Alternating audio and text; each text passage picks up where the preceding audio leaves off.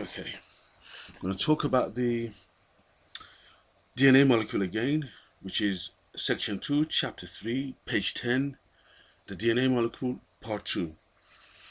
Now, the history of DNA, the discovery of a DNA molecule is quite interesting. There were 4 people involved with this: Rosalind Franklin, 1920 to 1958, James Watson, Francis Crick, and Maurice Wilkins. But had it not been for Rosalind Franklin and her X-ray crystallography, the DNA molecule would have never been discovered. She was just brilliant, but also she was not recognized properly as the one of the founding member who discovered DNA, and she was posthumously awarded. So if you can read her biography, I think she was robbed. But that's another story. That's her destiny. But there are 4 people. Now, as I said in my previous chapter, DNA molecule is a very interesting molecule.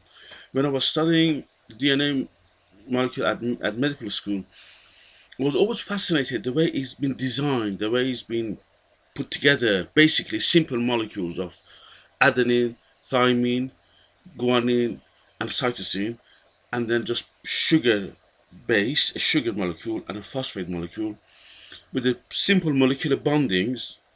Yet it's such a fantastic molecule, and the way it divides itself like a zip, literally unzip itself.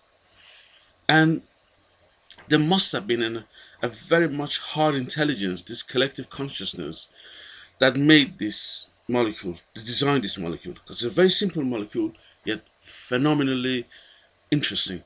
And when I asked my teachers, my supervisors, my professors about this molecule, why is it that you only have 4 bases and 4 basic chemicals and just molecular bonding and sugar, that it creates such a variety?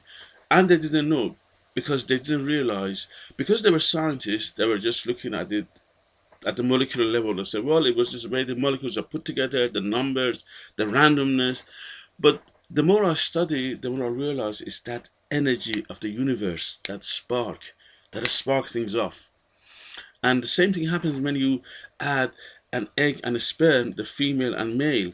So when you add an egg, which is the yang, and sorry, the sperm, which is the yang, and an egg, which is the yin, you create that life, which is a human being.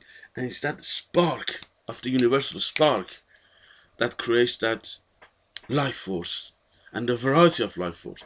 So it's not just the molecular structure from the mechanical point of view, but it's the soul and the spirit. And unfortunately, the medical system, the scientific system has lost its soul. It's become soulless, unfortunately, and it's becoming more and more that way anyway.